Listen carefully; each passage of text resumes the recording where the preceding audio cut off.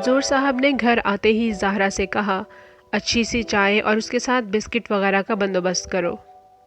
ایک خاص مہمان آئے ہیں اور تم سب بھی ذہنی طور پر تیار رہنا کہ تم سب کو بھی ان سے ملنا ہے۔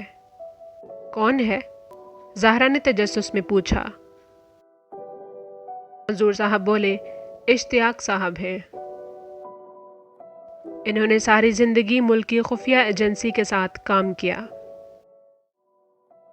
وہ یوں ہی کسی سے نہیں ملتے اور نہ ہی یوں ہی کسی کے گھر جاتے ہیں۔ وہ تو قسمت اچھی تھی کہ ملازمت کے دوران میرا ایک دو بار ان سے واسطہ پڑا۔ تب سے مجھ سے متاثر تھے۔ ہمیشہ کہتے تھے، میرے لائق کوئی خدمت ہو تو بتانا۔ اب یہ بہترین وقت ہے اس چیز کا۔ بس تم چائے وغیرہ کا بندوبست کر کے آ جاؤ، بلکہ سب کو بلا لو۔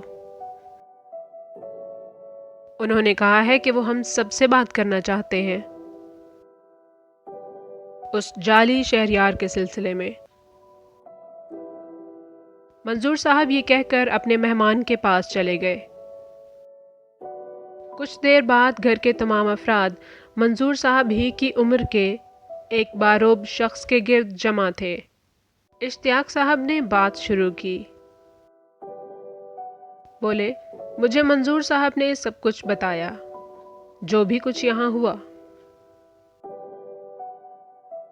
انہوں نے مجھے وہ تصاویر بھی فراہم کی جو کہ آپ لوگوں کے پاس اس جعلی شہریار کی واحد درست انفارمیشن ہے۔ میرے لنکس ظاہر ہے کہ تمام محکموں میں ہیں۔ ان تصاویر کی بنیاد پر کی جانے والی تحقیق کے مطابق جس تاریخ کو یعنی 2 نومبر کو جب وہ شخص آپ لوگوں کے ہاں آیا، اسی دن دوپہر کو ایک مقامی بینک میں ڈکیتی کی ایک ناکام واردات ہوئی۔ یوں تو بینک کے سیکیورٹی کیمرے اس وقت ڈی ایکٹیویٹ کر دیے گئے تھے، جس کی وجہ سے فوری معلومات اکٹھی نہیں ہو پائیں، لیکن بعد میں اس کی انویسٹیگیشن چلتی رہی اور ایک قریبی عمارت کے سیکیورٹی کیمرے نے اس واردات میں ملوث گمنام شخص کو کیپچر کیا، جو بڑی دیدہ دلیری سے بینک سے ایک بیگ لے کر غائب ہو گیا۔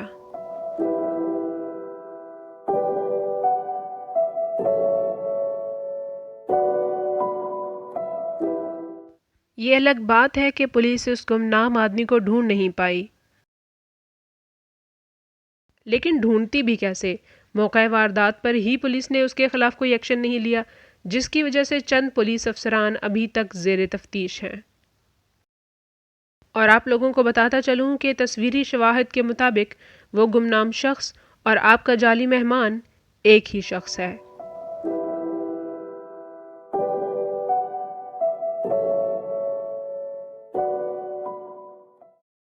اب سوال یہ ہے کہ اس کو آپ کی بھانجی مہروش بی بی، جو کہ آپ لوگ بتا رہے ہیں، ان سے آخر کیا غرض ہو سکتی ہے؟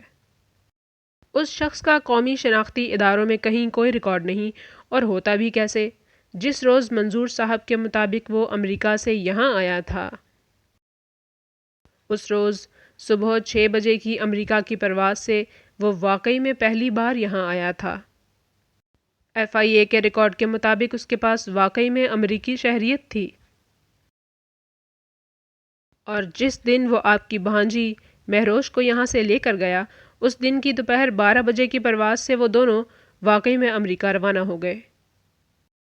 ایئرپورٹ کے کیمرہ ریکارڈز نے اس بات کی تصدیق کی۔ منظور صاحب بولے، تو کیا میری بھانجی مہروش اس وقت اس ملک میں نہیں ہے؟